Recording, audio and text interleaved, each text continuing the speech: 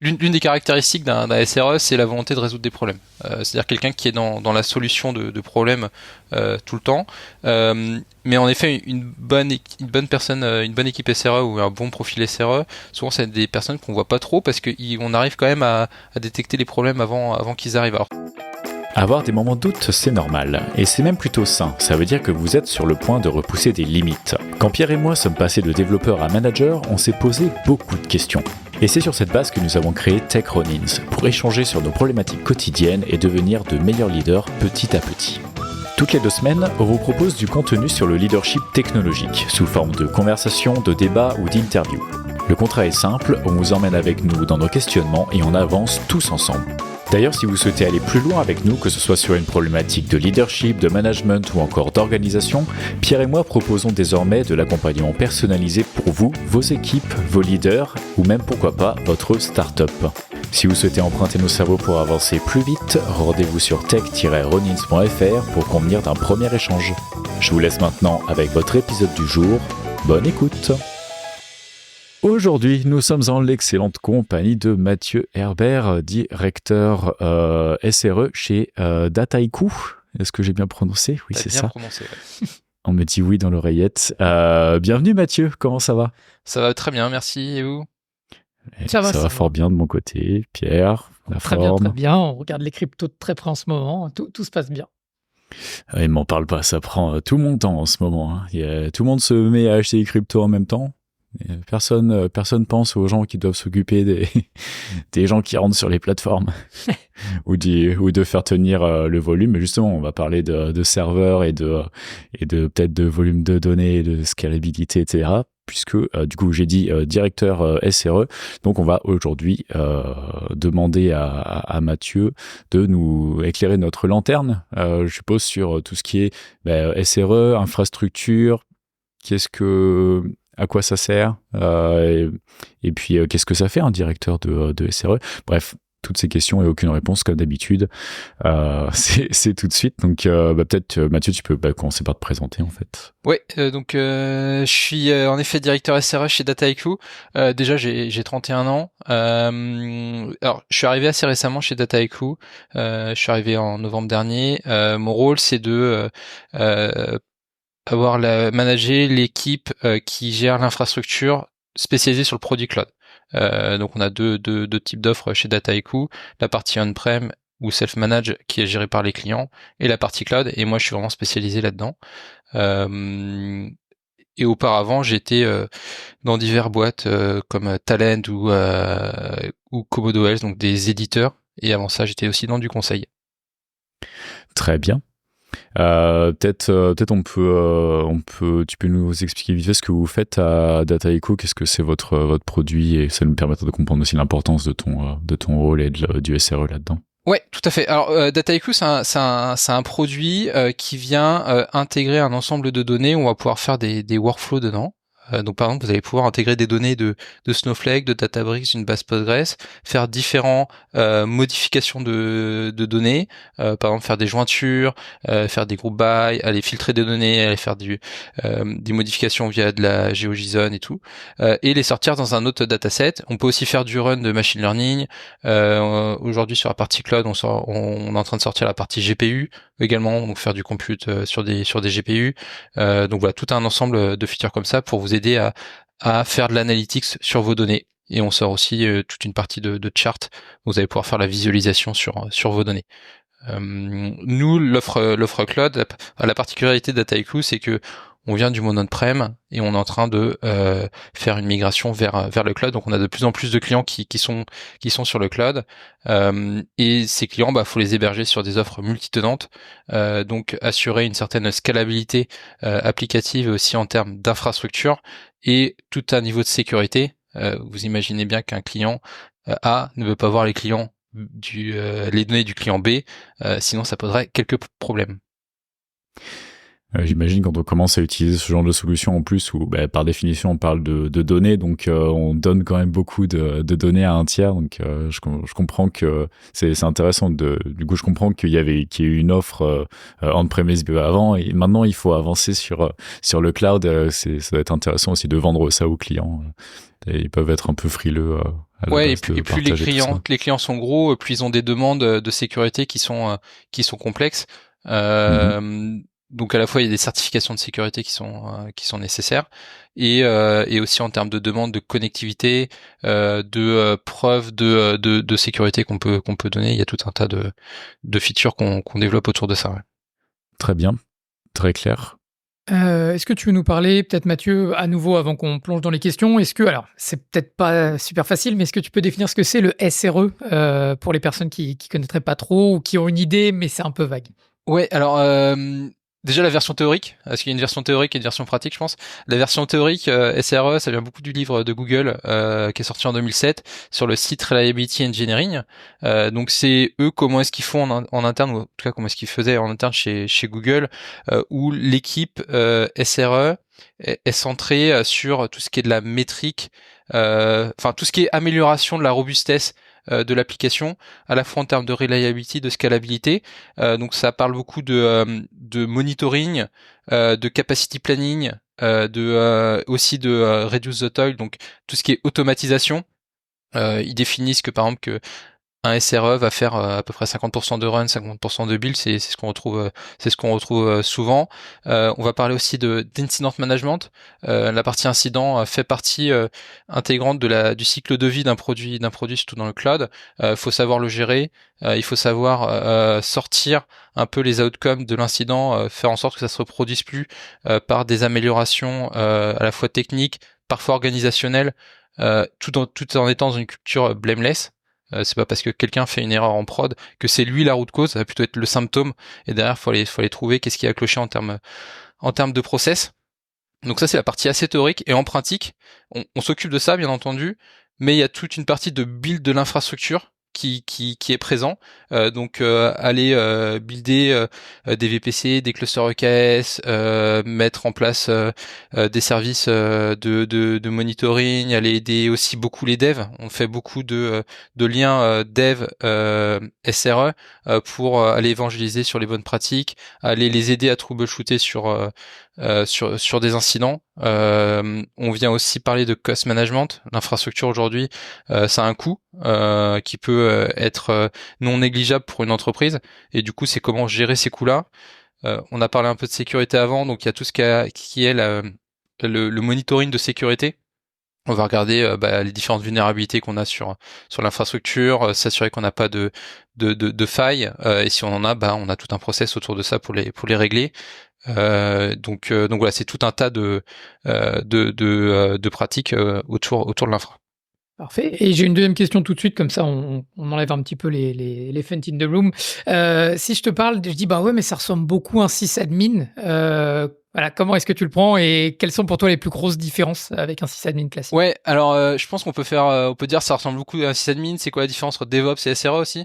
C'est ça, c'est un petit c'est peu un c'est un petit peu boulga pour nébuleux. certaines personnes. Ouais. Alors moi je dirais que pour moi le sysadmin, alors certains vont dire que c'est pas ça, mais le sysadmin faisait avant beaucoup d'opérations, c'est-à-dire qu'il y avait des fiches et il prenait ces fiches et il tapait les commandes, il débuguait. Mais nous, comment je vois le SRE, je le vois vraiment comme un développeur d'infrastructure.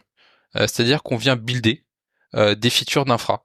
Aller builder du monitoring, c'est une feature d'infra, c'est du dev, et on essaye d'automatiser au maximum les procédures manuelles qu'on faisait avant pour les réduire. Pour réduire le temps qu'on passe dessus, parce que c'est du temps à faible valeur au final. Quand on a une procédure, ça peut de valeur pour l'entreprise. Par rapport au DevOps, le DevOps c'est plutôt une culture pour moi, où nous côté infra SRA, on va aller builder des outils pour aller enabler les développeurs à mieux gérer leur application en production. Donc on va leur fournir tout un tas d'outils. Par exemple, il y a quelques années, j'étais dans une société où avoir accès au log pour un développeur, c'était compliqué. On développe des outils pour qu'ils aient accès au log. Comment est-ce qu'on build notre application? On va leur donner des outils pour qu'au lieu que ça soit un SRE qui le fasse, le développeur il a juste à cliquer sur un bouton. C'est tout aussi simple que d'aller appeler le SRE. Enfin voilà, builder tout un tas d'outils pour que vraiment le développeur soit autonome sur son infra. Top. Je suis complètement d'accord avec toi sur l'aspect, la différence avec le sysadmin, et je trouve aussi qu'il y a aussi, après, c'est peut-être ma vision aussi, mais il y a une vision du sysadmin un peu plus ancienne où on les voit littéralement à côté des serveurs et qui a un petit peu plus de physicalité. Et quand tu l'as dit, un développeur de solutions pour l'infra, c'est un peu plus ça qu'on se rapproche dans le SRE. Donc, je te rejoins complètement là-dessus. Une autre question que j'avais aussi, donc le SRE, c'est quelque chose qu'on voit généralement dans les typologies, en topologie, j'aurais plutôt dire, de grosses entreprises, ou du moins à plutôt médium. Quel est ton point de vue là-dessus? Est-ce que tu es d'accord que c'est quelque chose qui arrive généralement après? Parce que souvent, ce que je vois, c'est que c'est une compétence, on va dire, qui est absorbée plus ou moins par les développeurs, jusqu'au point où, en fait, on a la place pour carrément avoir des personnes à temps plein qui s'occupent de ces choses-là. On voit beaucoup de développeurs qui vont naturellement créer un système de logging ou mettre en place un système de logging existant jusqu'à ce que ça devienne tellement gros qu'on fasse appel à des séries, littéralement des personnes à temps plein qui vont s'occuper de ça. Est-ce que c'est aussi ce que toi, tu ressens au niveau de ce type de rôle? Ouais, tout à fait, tout à fait. Et je pense que ça vient du fait aussi que des entreprises, je pense notamment à Clever Cloud. Moi, je suis basé à Nantes et c'est une entreprise qui est basée là-bas, qui ont fait des outils qui permettent aux développeurs d'aller déployer des infrastructures, enfin des applications très facilement. Et du coup, c'est vrai que la nécessité d'avoir une personne qui fait que l'infra est très limitée au début, et surtout, ça a un coût qui peut être compliqué à absorber pour une entreprise qui est à taille réduite. Une fois par contre qu'on grossit, avoir un SRE, ça a vraiment je pense, ça a vraiment de la valeur parce que ça a des compétences. Déjà, c'est du temps à passer sur l'infra et ça a des compétences qui vont beaucoup plus loin, beaucoup plus dans le détail et potentiellement voir des problèmes avant les développeurs sur des sujets. On en revient encore sur l'infra, sur la reliability, sur potentiellement des bottlenecks qui vont arriver d'un point de vue réseau, d'un point de vue performance de DB, d'un point de vue performance de applicative. Donc tout ça fait qu'à un moment ça devient nécessaire, mais c'est en effet pas le premier rôle qu'on souhaite avoir ou qu'il est souhaitable d'avoir dans une entreprise. Je pense qu'il y a, enfin, comme tu dis, j'aime beaucoup comment tu l'as dit, c'est qu'il y a, on va dire, un socle commun que les développeurs vont être capables d'aller gratter, mais c'est sûr que passer un certain point, avoir une personne dédiée, ça apporte énormément, puisque là où des développeurs, parce que voilà, on peut être multicasquette autant qu'on veut, on a quand même un scope qui est limité au niveau de nos connaissances, donc forcément d'avoir une personne dédiée sur ces problématiques-là, ça va éviter beaucoup de problèmes dans le futur. Ouais, par contre, il faut quand même éviter le pattern inverse où les devs n'ont plus accès, les développeurs n'ont plus accès à l'infrastructure, ou n'ont quand même ne mettent plus les mains dedans, parce que dans ce cas-là, on retrouve des vrais silos, et du coup, bah, les infras n'ont plus de vue sur le dev, et les devs n'ont plus de vue sur l'infra, et ça fait qu'on build des solutions qui sont plus adaptées à la production. Ouais, tout à fait. Finalement, on revient un petit peu à la situation qui était avant le début de cette culture DevOps où c'était vraiment je crée mon code et hop je vous le balance par-dessus le portail et puis vous vous débrouillez pour le faire tourner. On pourrait se retrouver à faire le cercle complet et revenir à ça finalement. Mais c'est très intéressant parce que justement moi j'ai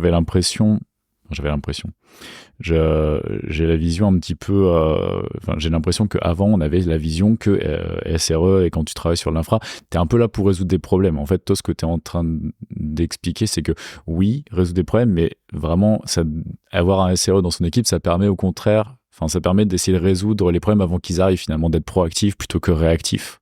Ouais, alors je pense que en effet l'une des caractéristiques d'un SRE c'est la volonté de résoudre des problèmes. C'est-à-dire quelqu'un qui est dans la solution de problèmes tout le temps. Mais en effet, une bonne personne, une bonne équipe SRE ou un bon profil SRE, souvent c'est des personnes qu'on voit pas trop parce qu'on arrive quand même à détecter les problèmes avant qu'ils arrivent. Alors les incidents font partie encore une fois de la vie d'un produit, mais plus on a des métriques, plus on passe du temps sur l'observability, plus on participe aux définitions d'architecture de nouveaux projets, de nouveaux produits, et bah plus ça veut dire qu'on va avoir de l'impact sur ces solutions et du coup potentiellement de voir des problèmes avant qu'ils arrivent. Une autre question que j'ai aussi, si tu devais définir, on va dire, les trois plus grosses... Alors, de ton expérience dans le SRE, quelles sont pour toi les trois plus grosses problématiques ou on va le prendre à l'inverse aussi dans l'idée des opportunités. Quelles sont pour toi les trois... Je ne sais pas vraiment comment le dire, mais les trois plus gros espaces ou les plus grosses targets que tu as eu en tant que SRE à résoudre. Est-ce que, par exemple, c'est très souvent sur le load? Est-ce que c'est très souvent sur la sécurité? Ouais, tu vois ce que je veux dire, c'est un peu flou, désolé. Ouais, non, mais je vois, et ça va vraiment dépendre des contextes et de l'historique des sociétés, comment est-ce qu'elles ont évolué aussi, parce que chaque entreprise est différente, mais dans un premier temps, c'est beaucoup l'automatisation parce que on va souvent avoir des équipes qui se plaignent de je passe beaucoup de temps à faire du run, et du coup c'est de chercher à aller automatiser les pain points pour que ça réduise, parce que derrière si on arrive à réduire ça, on gagne du temps de build et du coup on a un peu plus de vélocité, et en plus en termes d'humain c'est beaucoup plus intéressant, beaucoup plus valorisant de faire du build. On a bien entendu toute la partie observability, savoir comment notre application se comporte, comment notre infra se comporte en prod et en pré-prod. On parle beaucoup de monitorer les environnements de pré-prod comme étant de la prod. Ça a un intérêt parce que comme c'est là qu'on développe qu'on déploie de nouvelles features en premier, ça permet de voir s'il y a un impact. Et toute la partie sécurité. Souvent, enfin, ça peut arriver qu'on voit des environnements où la sécurité n'est prise au sérieux que quand il y a un incident, que quand il y a un problème. Et ça, c'est du coup, là, on va mettre un énorme focus. Mais c'est vrai que nous, notre rôle, c'est aussi de prévenir ça et de dire, c'est important que la sécurité soit prise au sérieux dès le début, qu'on ait une bonne visibilité, une bonne réactivité. Parce que derrière, les conséquences peuvent être assez néfastes, pas que pour l'équipe ou le produit, mais pour l'entreprise entière, parce que ça a un impact d'image et potentiellement financier qui peut être important. Tu as touché un point du coup sur la sécurité. Est-ce que, comme tu dis, c'est pas juste au niveau du produit, ça peut être au niveau de l'entreprise globale. Est-ce que du coup le SRE est amené à aller du coup travailler au-delà des développeurs, c'est-à-dire littéralement avec potentiellement toutes les personnes dans l'entreprise, de manière à, je pense, unifier les systèmes ou des choses comme ça?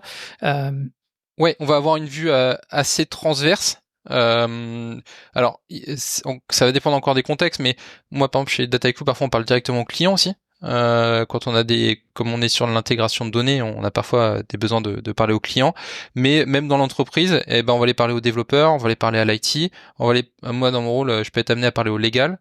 Parce qu'il y a des problématiques légales aussi qui peuvent être amenées à la finance quand on parle de la partie cost management. Bon, la partie people et RH, ça c'est bien entendu, ça fait plus partie du rôle de manager. Mais ouais, on est assez transverse, et cette transversalité est intéressante pour apporter des solutions qui sont cohérentes globalement.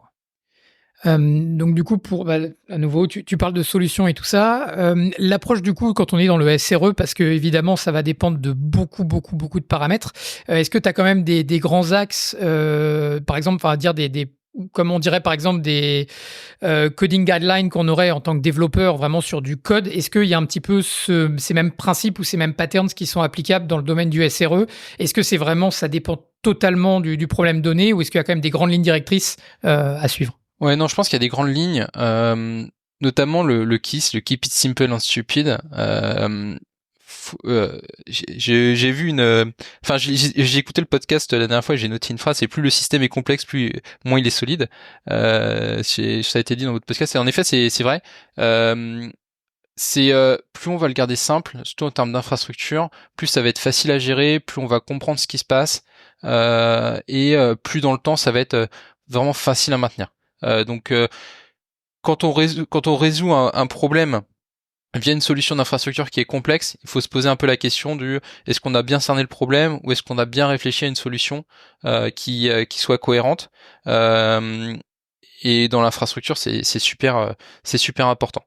Je pense l'autre principe, c'est de ne pas penser une solution sans penser opérabilité.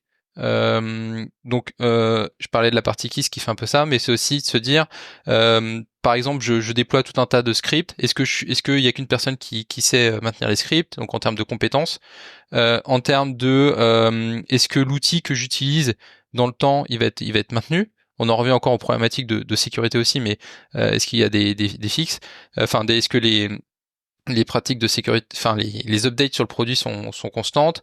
Est-ce que derrière il y a une communauté qui va m'apporter par exemple, on voit Kubernetes qui évolue très rapidement, c'est-à-dire que tous les outils qui se basent sur Kubernetes doivent suivre les nouvelles versions. Donc ça c'est important aussi quand on choisit un outil. Et derrière, toujours penser, on n'est pas seul dans l'entreprise, donc il y a des développeurs qui vont utiliser notre infrastructure, ou des clients, des clients finaux qui vont utiliser notre infrastructure. Qu'est-ce que ça veut dire pour eux, quoi? Et donc, par exemple, pour un client final, bah, c'est quoi le uptime, c'est quoi la perf qu'on attend. Donc bien penser à la finalité de ce qu'on fait. Je pense que c'est les trois grands principes qu'on est amené à, enfin qui sont importantes. Donc voilà. Une autre, je me permets, hein, je te pose plein de questions parce que c'est hyper intéressant les réponses que tu me donnes. Donc un truc qu'on voit énormément en ce moment, alors j'ai plus les chiffres en tête du marché, mais bon évidemment AWS mange la plus grosse part du gâteau. De très près on a Google Web Services et voilà on a tous les grands pontes et puis bah du coup je crois que c'est Microsoft après avec leur solution Azure. Maintenant c'est littéralement j'ai l'impression devenu la norme, un standard, c'est-à-dire maintenant même une startup qui commence et qui même pas une grosse startup, hein, directement ils vont aller vers AWS, directement ils vont aller vers Google Web Services. J'ai le cas de figure actuellement dans l'entreprise où je suis, où on a AWS. Au final, j'ai pas l'impression qu'on utilise grand chose. Alors, il y a peut-être des services où je suis pas encore au courant qu'on utilise, mais grosso modo, on va dire, on a de la base de données, donc du coup, des Docker qui run du coup en remote. Et oui, on utilise aussi le IAM pour le système d'authentification. Je crois que c'est Amplitude qu'on utilise, mais ça se résume à peu près à ça. Et du coup, on utilise AWS. Et donc, pour dire à quel point je trouve ça un peu, où c'est le serpent qui se mange la queue, c'est-à-dire que pour notre logging, on n'utilise même pas CloudWatch parce que du coup, il y a tellement de services différents qui intercommuniquent que c'est illisible. Et donc, on a un Datadog par-dessus. Donc ça me fait doucement rire, c'est un peu triste parce que ça pourrait être simplifié, mais est-ce que c'est aussi un petit peu ton point de vue qu'il y a trop d'entreprises qui vont vers ces grands géants parce que le voisin l'utilise, donc c'est certainement que c'est une bonne idée, et qu'au final, si on utilisait des solutions un peu plus simples, on arriverait à quelque chose de beaucoup plus lisible, peut-être même au niveau du coût qui serait peut-être même réduit. Ouais, alors déjà en effet, je trouve qu'il y a beaucoup d'entreprises qui vont utiliser que certains services. Tu as parlé d'IAM, de C2, EKS, c'est ça. Les VPC, enfin les services un peu cœur des cloud providers. C'est vrai qu'AWS notamment a énormément étendu sa gamme de services pour atteindre d'autres typologies de marché assez dans ces dernières années. Je pense aussi une volonté de se diversifier et de préparer un peu l'avenir. Ouais, alors je pense que beaucoup de monde et moi j'ai toujours connu ça. C'est vrai que le monitoring on le fait pas sur AWS. Alors moi j'utilise un peu CloudWatch, mais c'est vrai que Grafana, New Relic, Datadog, c'est des entreprises spécialisées là-dedans et qui fournissent un service qui est sûrement plus user friendly avec beaucoup plus de features. Et on retrouve un peu la même chose sur la sécurité, hein, avec d'autres providers qui sont un peu plus qui ont plus de valeur là-dessus, et du coup ça fait qu'on a beaucoup de providers différents à gérer. Est-ce que ça amène une complexité? Oui, ça amène une complexité au quotidien. Pourquoi est-ce qu'on en est arrivé à ça? Je pense que comme tu l'as dit, les AWS, Google ou Azure, c'est un standard. Et quand on commence une entreprise, alors déjà, ces grandes entreprises sont souvent proches des incubateurs. Enfin, par exemple, à Station F, ils sont présents, hein. Du coup, ils attirent dès le début ces jeunes entreprises. Et aussi, quand on est jeune entreprise, on va souvent aller vers les acteurs qui sont connus. Parce que on voit pas forcément la différence entre enfin on comprend pas pourquoi est-ce que j'irais pas vers un AWS alors qu'il y a peut-être des plus petites boîtes qui sont un peu plus spécialisées dans le déploiement applicatif mais qui sont moins connues, du coup on va peut-être moins les truster quoi. Après je trouve que ces derniers temps le marché du serverless par exemple commence à remonter pas mal. Ça devient de plus en plus mature aussi, donc il y a peut-être des choses qui vont changer dans les prochaines années, et ça pourrait être intéressant. Ouais. Et après la question se pose, c'est toute la partie cube. Hein. C'est cube là, c'est Kubernetes. Ça fait un moment que c'est là, c'est un peu un standard, mais enfin comme toute technologie, c'est un cycle. Quand est-ce que ce cycle-là va se terminer et qu'est-ce qui va être après? Ça va être la grande question du futur. Ah, complètement d'accord. Et on le voit même au niveau. J'ai oublié, pardon, ce que j'allais dire.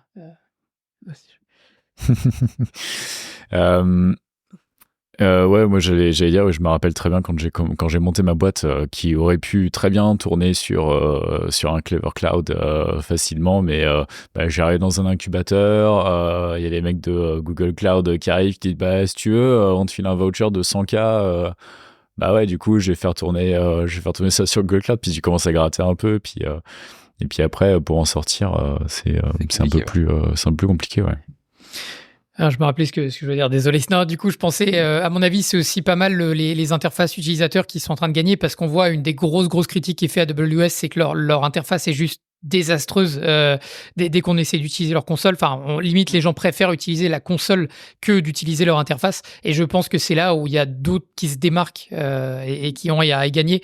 Je trouve aussi, alors tu seras peut-être mieux que moi parce que du coup, j'ai pas trop suivi, mais j'ai l'impression qu'AWS a pas trop vu venir le cloud computing, mais du coup sur les GPU, j'ai l'impression qu'ils sont, enfin du moins c'est mon point de vue, j'ai l'impression qu'ils sont pas à la pointe, ou du moins là on aurait attendu AWS d'être vraiment d'être les plus gros là-dessus. J'ai pas l'impression qu'ils aient suivi, ou du moins qu'ils aient anticipé le tournant.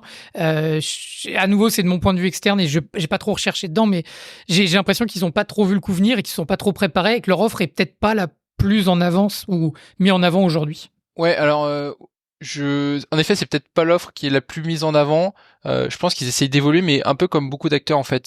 C'est quelque chose que beaucoup ont eu du mal à voir venir, et que derrière c'est de l'infrastructure à déployer, mais enfin vraiment sur leur data center, et que bah du coup bah c'est une inertie qui est un peu plus longue que aller faire du dev. Enfin voilà, il y a vraiment des serveurs à commander, des serveurs à fabriquer, ils sont en train de faire aussi leur propre GPU là, donc c'est du temps à passer là-dessus.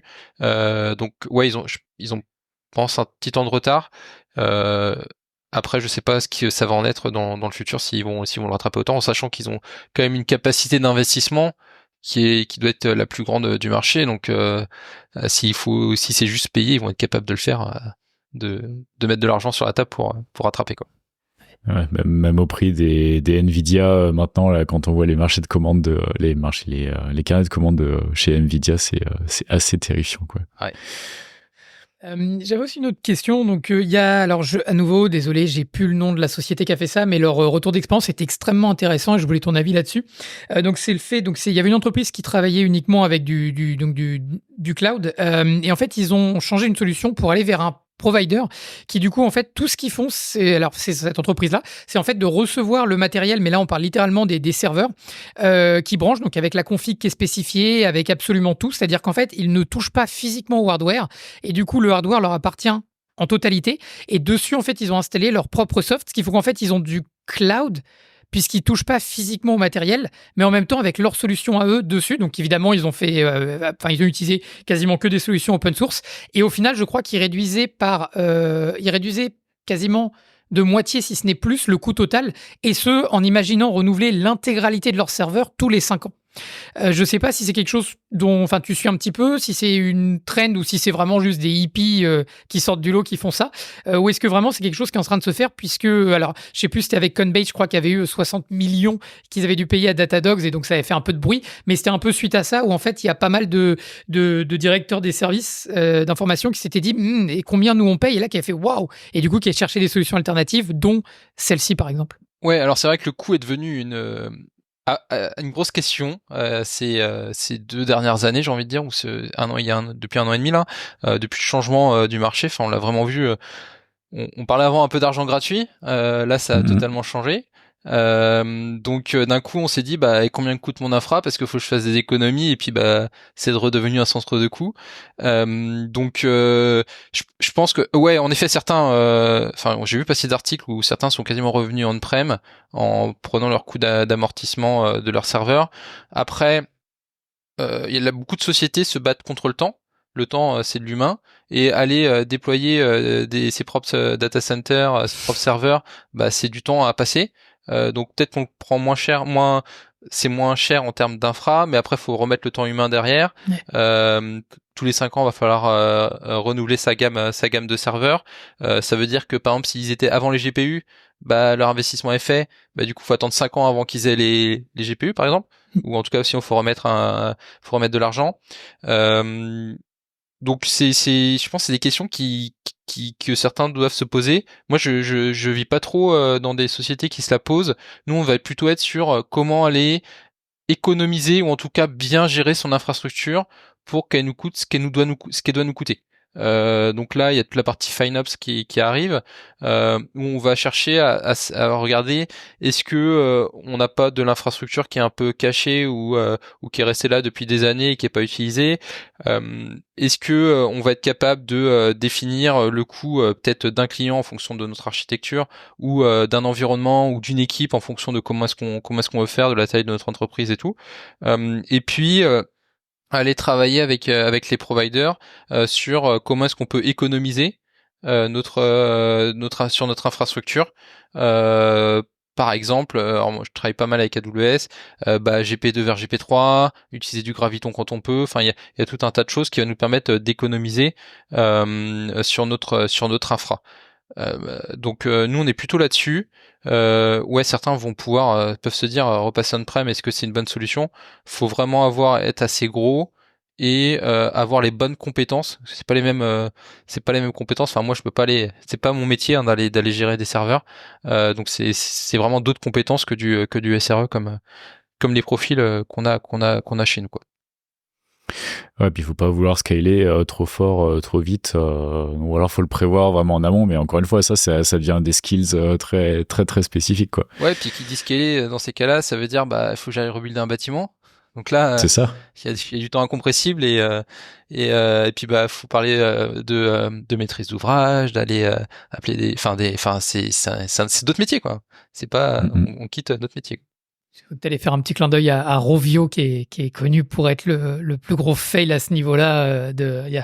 Comment ils ont dit déjà, c'était. Enfin, je sais plus, ils avaient multiplié par 10 leurs serveurs en investissement et je crois que c'est dans les 6 mois qu'on suivi, il y a eu 2 fois moins de joueurs sur Angry Birds ou quelque chose comme ça et ça a été terrible au niveau de leur investissement. Ouais, puis même en termes de perf, tu prends une gamme de serveurs qui est en physique, donc tu vas te dire si ça doit passer en termes de perf et puis là tu te rends compte que c'est pas bon. Et là, tu veux pas dire, attends, je change d'instance type dans AWS ou dans GCP, quoi. Ouais. Faut aller recommander des serveurs. Et j'avais une autre question aussi, parce que du coup, ça m'est arrivé donc dans mon ancienne boîte et c'était intéressant. Est-ce que ça t'arrive aussi des fois, donc du coup, de voir quelque chose au niveau SRI, donc par exemple, je sais pas, un service, mettons, on va parler en service, mais un service qui demande énormément de ressources et tout ça. T'as beau regarder au niveau de l'infra, tu te dis, il y a quelque chose qui cloche et tout ça. Est-ce que ça t'est déjà arrivé de faire des retours, du coup, directement, là, pour le coup, au logiciel, donc aux ingénieurs logiciels, pour leur dire, les gars, il y a quelque chose avec ce service qui est quand même, qui m'a l'air anormal. Est-ce que vous pourriez faire une audit du code ou vérifier si vous n'avez pas quelque chose qui consomme anormalement le code? Peut-être que vous avez une fonction qui part complètement en vrille ou des choses comme ça. Est-ce que ça t'est déjà arrivé aussi d'avoir ce retour-là envers les équipes logicielles? Ouais, et c'est une bonne partie de notre travail aussi, c'est d'aller troubleshooter, investiguer sur des problèmes de performance. Alors c'est là où l'observabilité est vraiment super importante. On va parler de métriques, de traces et en partie de logs.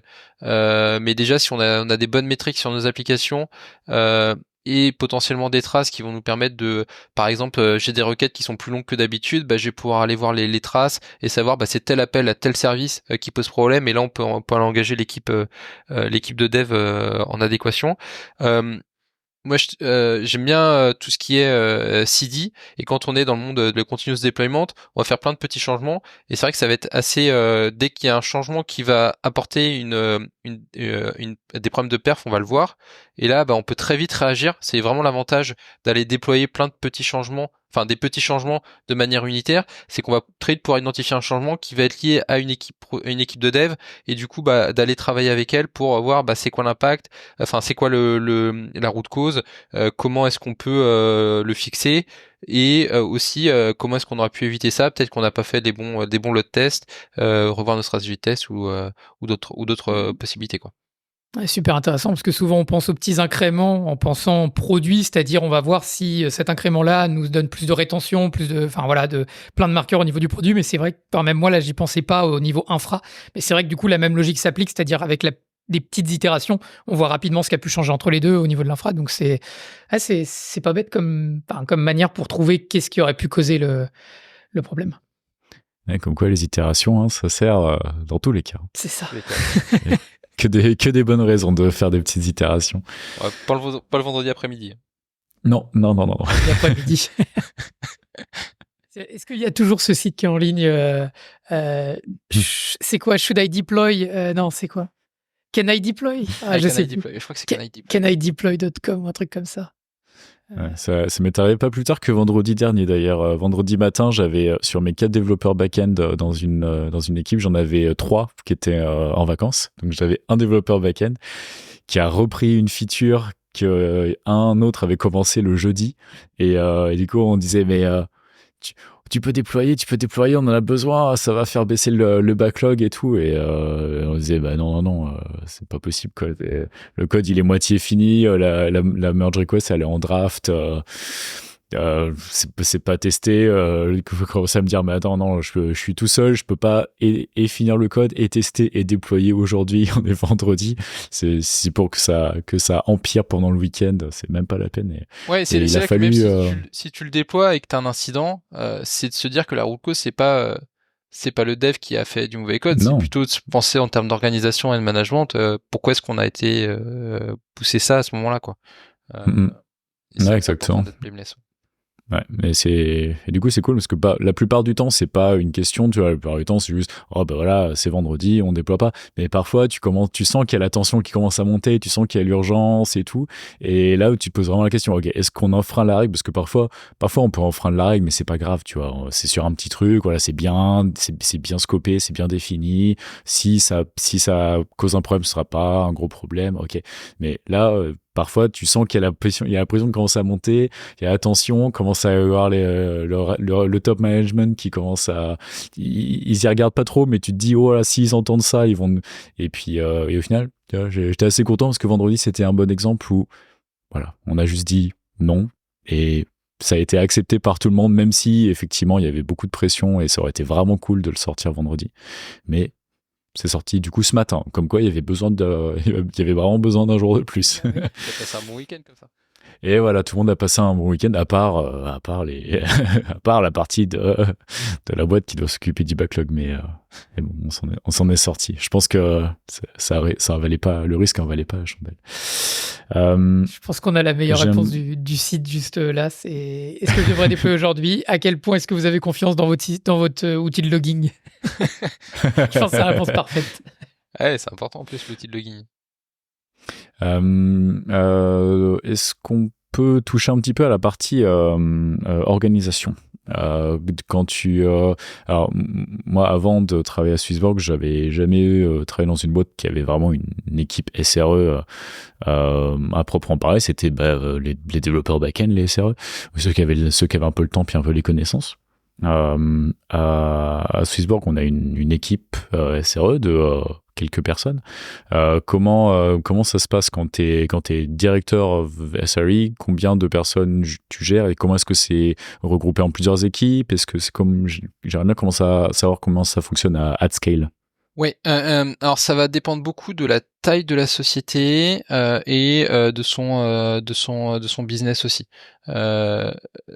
Nous, alors si je prends par exemple chez Talen, quand j'y étais, on avait on avait des infrastructures qui étaient assez grosses et beaucoup de technologies différentes à gérer. Donc ce qu'on avait fait, c'est qu'on avait divisé les équipes en 4 équipes, une équipe dédiée plus à la partie runtime, observability, runtime, une équipe plus observability qui était vraiment sur le monitoring, le logging, toute la partie trace et qui allait aider les devs là-dessus. La partie back-end, on avait du Postgres, du Mongo, des fils de messages, Kafka, ActiveMQ, enfin tout un tas de back-end de données et une grosse partie sécurité. Parce qu'on était liés, on avait du WAF, on avait des connectivités qui étaient un peu complexes. Donc là, il fallait vraiment qu'on spécialise les gens pour fournir des solutions. Parce que, par exemple, aller gérer du Postgres à l'échelle, où il faut vraiment des compétences de DB, c'est très particulier et ça demande pas les mêmes compétences que de ceux qui vont aller gérer des clusters cubes qui vont plutôt être sur la performance en tant que de JVM ou aller parler de pod disruption budget. Là on peut commencer à parler de compétences un peu différentes. Ce qui pose des problèmes quand même, cette spécialisation sur le on-call. Tout dépend comment est-ce que gérer le on-call sur les gens, parce que si le on-call est global, il faut quand même qu'on ait des pratiques qui soient communes. Si jamais il y a un incident qui arrive, que chacun puisse savoir gérer un incident, peu importe si c'est sur son périmètre ou pas.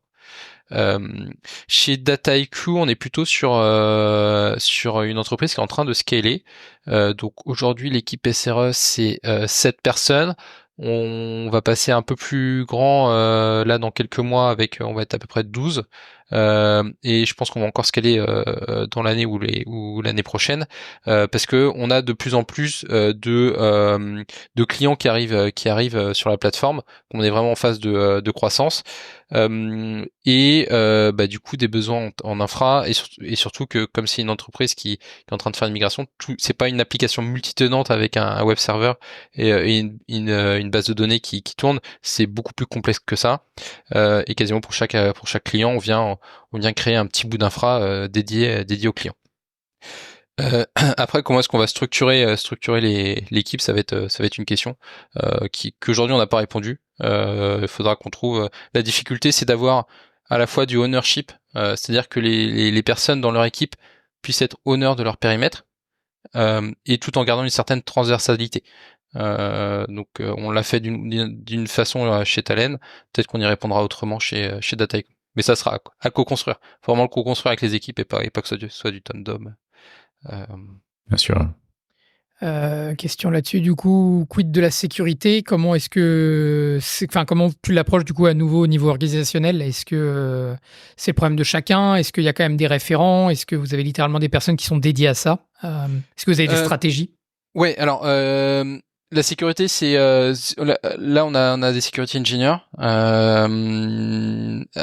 dans les autres sociétés que j'ai où j'étais, il y avait toujours une équipe infosec qui est vraiment dédiée sécu, mais sécu au sens large, c'est-à-dire sécu de l'infra, sécu aussi côté IT, parce que il y a, enfin. On a le VP architecte chez Dataiku qui a dit la dernière fois la principale faille c'est l'humain. Et c'est vrai. Toujours. La principale faille c'est l'humain, donc il faut avoir un IT qui soit bien sécurisé. Par contre, c'est quand même la responsabilité de chacun. Nous, côté infra, on va souvent aller mettre des outils pour aller monitorer la sécurité, mais il faut vraiment que l'ensemble des personnes soient sensibilisées à ça. Donc par exemple, c'est que les security gates, bah, c'est quasiment au niveau de la paire du code qu'on ait un check au niveau du code. Bah, est-ce que tout est bien? Est-ce que j'ai les bonnes dépendances? Est-ce que mon code, il y a des outils maintenant qui peuvent détecter des patterns et tout. Donc si on arrive à se rapprocher au plus de la personne, c'est beaucoup plus simple à gérer et même les personnes sont intéressées par ça, je pense. Enfin, globalement, j'ai toujours trouvé des personnes qui étaient vachement intéressées par la sécurité, si on leur dit au plus tôt, quoi. Non, merci beaucoup. C'est hyper intéressant d'avoir ton point de vue. Il y a beaucoup de trucs où, enfin, je suis d'accord avec toi, mais c'est vrai que tu penses beaucoup plus loin et en profondeur aux problématiques, donc c'est hyper intéressant. Ça me donne beaucoup de, comment on dit, de grains à moudre. Voilà. Ouais, bah merci à vous. Et je pense que globalement, la partie SR1 infra, c'est des problématiques qui sont super intéressantes. Et ce que je cherche à faire dans l'entreprise où je suis, c'est vraiment d'aller au contact avec les devs, au contact avec et pas rester que dans notre monde infra, parce que on fournit des services et il faut qu'ils soient utilisés. Et par exemple, les développeurs sont les premiers consommateurs. Non, c'est la bonne approche, je pense. C'est surtout amener le bon outil au bon moment qui permet justement d'accélérer, comme on disait, que ce soit sécurité ou sur l'infra ou sur le CI ou le CD. Enfin, voilà, c'est des bonnes problématiques à avoir.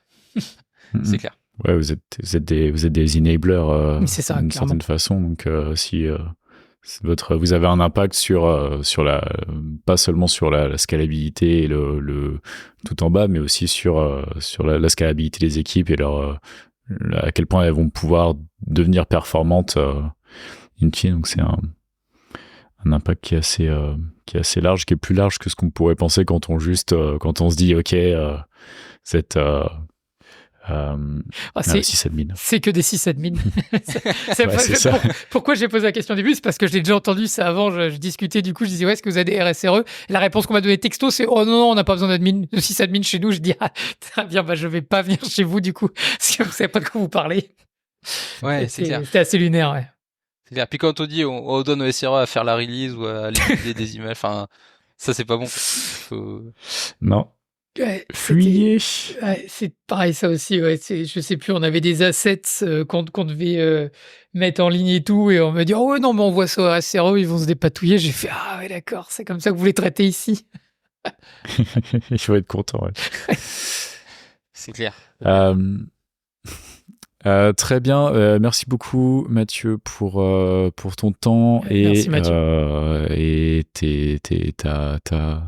ces informations, ta connaissance, je sais plus. Ta lanterne, apparemment, depuis les derniers Ta épisodes. lanterne, Il y voilà. a une métaphore filée avec la lumière, la lanterne. Ouais, c'est vrai. C'était super cool. Top, merci. Est-ce que tu peux nous dire ou dire à nos auditeurs, auditrices où on peut te retrouver sur l'internet mondial? Ouais, j'ai un Twitter, alors que je mets pas beaucoup de gens, mais qui s'appelle Mathieu Herbert, et sur LinkedIn. N'hésitez pas à me pinguer sur LinkedIn.